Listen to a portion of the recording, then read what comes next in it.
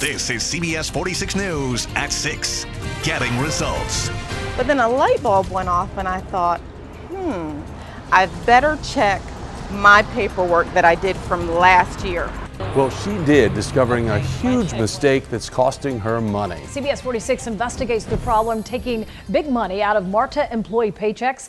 That employee you just saw says she is not alone. She certainly is not. She told CBS 46's Melissa Stern how much money she's losing out on, and we're getting results tonight and explaining how you can avoid the same problem.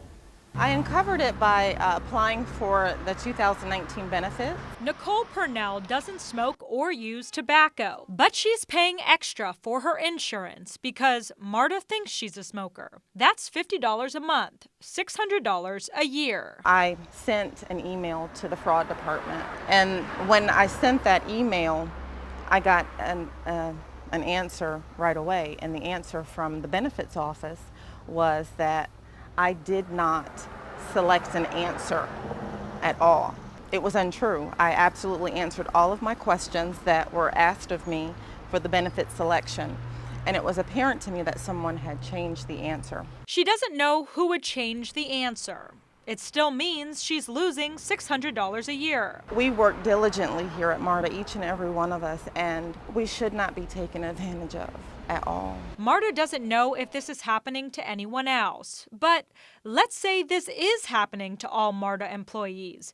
That's nearly $3 million a year. That's a lot of people and a lot of money. A Marta spokeswoman tells me this was a mistake. She says the agency is going to repay Purnell the money she's owed. But Purnell didn't know until I told her. I actually was sent to Labor Relations and made to take 3 mandatory EAP sessions. That means I have to see a psychiatrist for because I asked for my refund for my money. It's a lesson for everyone. Check your pay stubs for mistakes. I don't want this to affect me in the future with attempting to acquire insurance, and that is documented in my paperwork that I was a smoker and I'm not. I've never smoked. So I don't want that to be in the system for me, because it could affect us. It could affect us all.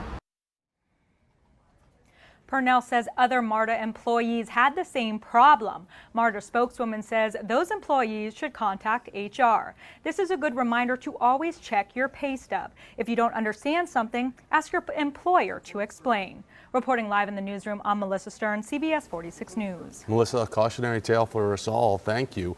Tonight, the FAA is putting the world's busiest airport on notice, asking, where is all the money for Hartsfield-Jackson? We obtained the FAA's notice of investigation and went through it. And according to that notice, the city of Atlanta paid more than $100,000 of legal fees from airport money.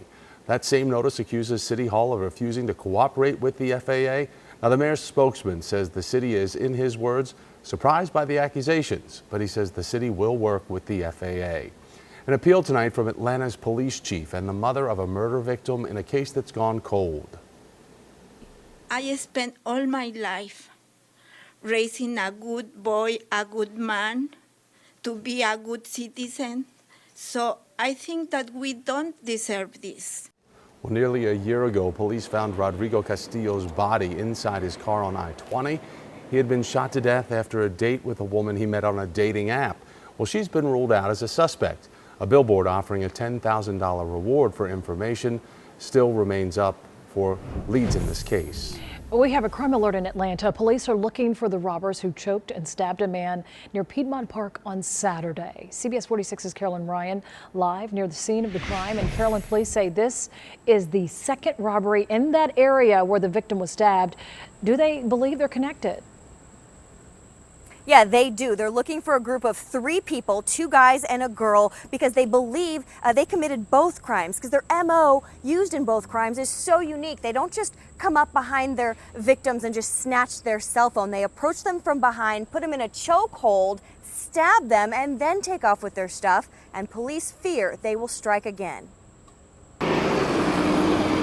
Saturday, around midnight, a man was walking towards Piedmont Park to cut through on his way home when out of nowhere, he was grabbed from behind in a chokehold and brought to the ground. At that time, another male who was with him began kicking him and hitting him. And then a third party, we believe is a female based on some previous information, stabbed him several times. 3 young people in their late teens or early 20s ambush him to steal his wallet and phone. And just 11 days prior, another victim suffered the same type of attack. July 18th at approximately 10:30, 10:40 in the evening at about 731 Peachtree, a similar incident occurred with a similar MO and similar suspect descriptions. A male was grabbed from behind, although this time they were able to entice him by saying that they knew of a party and did he want to go with. This male had been drinking, he was from out of town. I think he decided that, okay, well, I'll go check this out with them. Walks a few blocks with them. When they get him into an isolated area, they then grab him from behind, bring him to the ground, kick him several times, and then he's stabbed 8 times. Police believe the same crew is behind both robberies. Obviously, we have some pretty serious concerns here in that there's a certain level of violence in both of these crimes that we don't commonly see. Folks in Piedmont Park today upset to learn about the attacks, but not surprised. It doesn't happen every day, but it does happen, and just try and be aware of your surroundings and take your earphones out, like we said, so you can hear what's going on around you, and just try and have a plan in place in case somebody does come up on you like that, because it does happen. We really need to put an end to this before they kill somebody out there. Yeah, and luckily both victims are expected to be okay despite multiple stab wounds, but police again issuing a very strong warning tonight to anybody who comes down to this area to not be walking or jogging late at night by yourself, and by all means take those earbuds out of your ears so you can hear what's going on around you. Reporting live in Midtown, Carolyn Ryan, CBS 46 News. Carolyn, thank you. Tonight, the fate of a young couple lies in the hands of a Henry County jury. Joseph and Jennifer Rosenbaum are accused of murdering their 2-year-old foster daughter, Layla Daniel. CBS 46's Ayanna Crystal has more. No verdict yet. The jurors have been deliberating since 9 this morning. They've been back in a room all day going over all 49 charges that Jennifer and Joseph Rosenbaum are charged with. I beg you, give them the justice that they deserve. Speak the truth. Guilty. Closing arguments wrapped up Friday with high emotions and raised voices as former foster parents Jennifer and Joseph Rosenbaum are accused of killing their 2-year-old foster child Layla Daniel in 2015. According to the Rosenbaums, who did not take the witness stand, Layla's fatal injuries were the result of failed life-saving measures. But an autopsy revealed that her body was bruised from head to toe and she died from internal bleeding. That's contrary to the description Jennifer Rosenbaum claimed in November of 2015. That Layla choked on chicken. Both the prosecution and defense have spent the last 2.5 weeks making their cases, and now it is in the hands of the jurors. Unfortunately, in the job that I do, I sit in a room with evil every day. And for the last 3 weeks, we have been sitting in a room with some of the most evil people I have ever come across in my 20 years of prosecution.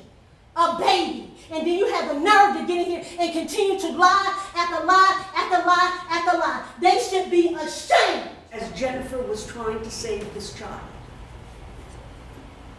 In the course of doing that, she unfortunately caused damage to the internal organs by doing improper CPR, improper Heimlich, and pounding on the back.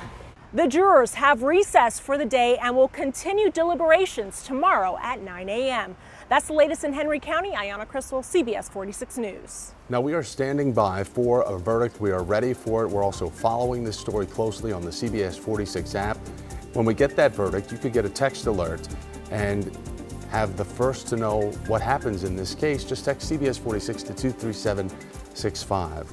New at 6 o'clock, nearly 6 dozen people who stayed at this Atlanta hotel may have Legionnaire's disease tonight. A state health department spokeswoman says that 11 people did get the disease after staying at the Sheraton Hotel. She says an additional 55 people are what she calls probable cases. A former Atlanta police officer has more time to explain why he doesn't deserve prison. Matthew Johns kicked and choked a teenage boy until he blacked out. That teenager was riding in a stolen car that police stopped nearly 3 years ago. Johns pled guilty to aggravated assault and other crimes. But a judge delayed today's sentencing after a psychologist testified Johns has PTSD. Prosecutors say they don't think PTSD explains why he beat an unarmed teenager. And you have to see what's caught in the act tonight. A 6-person gang of thieves who stole a lot of underwear and bras. Gwinnett County Police say they went into the Victoria's Secret at the Mall of Georgia. They left with nearly $2,000 of stolen clothing. Employees did not find out until they found anti-shoplifting tags scattered all over the floor. Well, it is a nice Monday. Only a few thunderstorms on our current radar. One of them is just inside of 285. Pushing outside right now. Zooming in, you can see downtown Atlanta, I-20 off to the west, Stafford area, Pebblebrook Estates, even into Douglas County and very southern portions of Cobb County, getting in on some very heavy rain. So be aware of that if you're driving in the area. It is going to be quite rainy, at least for the next 20 minutes. I have the lightning tracker on, and there is no lightning with this system, but you can see it. This is a live look at our camera. Usually looks at Centennial Park, but this is looking west once again at 285. So pretty heavy downpours in the area may cause some concerns on the roadways. Overall, though, most of us will be dry through the evening. We hold on to the clouds. We hold on to the heat. Temperatures still around 80 between 9 to 11 p.m. And tomorrow we're going to get pretty much a carbon copy of today. More clouds than sunshine. Mostly dry conditions, temperatures near 90. We begin to see those changes as we head through the second half of the week. We are going to see temperatures soar back into the 90s, and with the increasing temperatures, our rain chances will also increase. I'll pinpoint which days will be the rainiest coming up in just a minute. All right, thank you, Ella. And take Atlanta's most accurate forecast on the go with the CBS 46 News app. You can text CBS 46 to the number 23765 for free weather alerts and live radar sent directly to your phone. Only CBS 46 captured the moment when 3 suspected burglars surrendered on their hands and knees. They crawled out of a Lithonia home one by one this morning as a SWAT team waited outside. DeKalb County Police say the break-in turned into a standoff that lasted for hours. Neighbors told us the homeowners were out of town. Covering DeKalb County tonight, a teacher resigned while being investigated for misconduct with a student at the DeKalb School of the Arts. Now, a district spokesman will only say the teacher resigned during the investigation. The principal was even put on paid leave and now plans to retire. Covering Gwinnett County, a medical investigator resigned because of a big mistake. The man, she says, died of natural causes inside his home, actually died because someone killed him. Police found a lot of blood on the floor and the walls. The ME, their investigator, did not think anything was suspicious, but a funeral home employee who found stab wounds on the man's neck did. And Gwinnett County Police say whomever killed him remains on the run tonight.